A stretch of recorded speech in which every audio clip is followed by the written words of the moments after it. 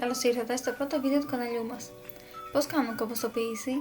Το πρώτο βήμα για να ξεκινήσει κανείς να κομποστοποιεί είναι να πάρει έναν κάδο, είτε απλό είτε ειδικό. Το μέγεθος το καθορίζει ο καθένας ανάλογα με την ποσότητα των οργανικών του απορριμμάτων. Στη συνέχεια θα χρειαστεί να προσθέσουμε στον πάτο του κάδου μας μια παχιά στρώση χώματος. Με αυτή την προσθήκη εξασφαλίζονται οι μικροοργανισμοί που συμβάλλουν στην επικοδόμηση των απορριμμάτων.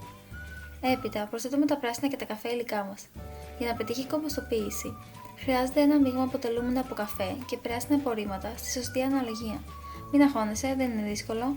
Για κάθε ένα μέρος από πράσινα υλικά πρέπει να βάζουμε 3 μέρη από καφέ. Τα πράσινα υλικά είναι αυτά που περιέχουν άζωτο, είναι τα φρέσκα υλικά της κομποστοποίησης και είναι υγρά. Αυτά είναι χλωραφύλλα, λαχανικά και φρούτα, φρεσκοκομμένο γρασίδι, φακελάκια από τσάι, κατακάθιτο καφέ και άλλα. Καλό είναι να το κομματιάσουμε όσο πιο πολύ μπορούμε, ώστε να αποκοδομηθούν γρήγορα και να έχουμε έτσι άμεσα αποτελέσματα. Τα καφέ υλικά είναι συνήθως αυτά που περιέχουν άνθρακα και είναι ξυλώδη, όπως για παράδειγμα ξερά κλαδιά, τα ξερά φύλλα, το χαρτί, όχι χρωματιστό, γυαλιστερό ή πλαστικωμένο χαρτί, οι στάχτες και άλλα.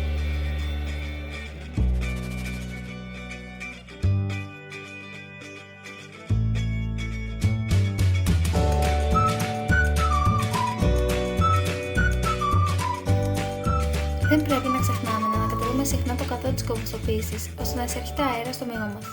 Αυτό θα είναι το αποτέλεσμα της κομποστοποίησης. Το κομπόστ, μια σκούρα ουσία πλούσια σε ρευτικά στοιχεία για να χρησιμοποιήσετε στα φυτά σας.